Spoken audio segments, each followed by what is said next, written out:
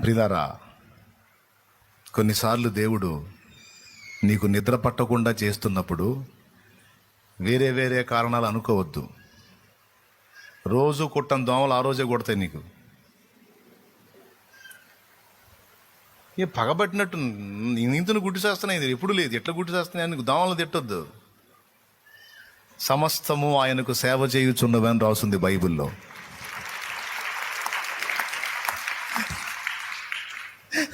సేమలో దోమలు కూడా బైబిల్లో ఉందండి, అదొక అంశం. తర్వాత చెబుతా ఈసారి ఎప్పుడన్నా. సమస్తము ఆయనకు సేవ చేయుచున్నవి.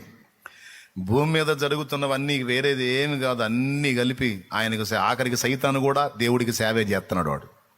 వాడికి తెలియకుండా. దెయ్యాలు కూడా వాటికి తెలియకుండా అవి దేవుడినే సేవిస్తున్నాయి, దేవుడికే ఉపయోగం కలిగే పనులు చేస్తున్నాయి. ఒక అమ్మాయికి దెయ్యం పట్టిద్ది, మొండి పట్టు పట్టిద్ది. ఆ ఊరు ఈ ఊరు, ఆ గుడి ఈ గోపురం అన్ని దీపి చివరికి చర్చికి పట్టుకొస్తారు. చర్చి దగ్గర వదిలిపోయిద్ది అది. ఎందుకంటే ఇక దేవుని సన్నిధి కాబట్టి అది పోవాలి, ఇక తప్పదు, వదిలిపోయిద్ది. ఇప్పుడు చూడండి, దెయ్యానికి తెలుసా నేను ఆ అమ్మాయిని బట్టి పీడించి తీసుకెళ్లి రక్షణలో నడిపిస్తున్నాను అన్న సంగతి దాన్ని తెలుసా?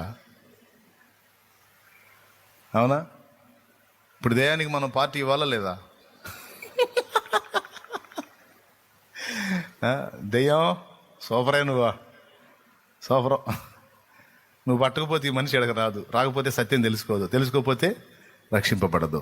నువ్వు బట్టి పీడించే అక్కడికి వచ్చావు, వదిలిపోయావు, ఈ ఆత్మ రక్షించబడింది. దెయ్యాలకు తెలియకుండా అయ్యి కూడా దేవుడినే సేవిస్తున్నాయి.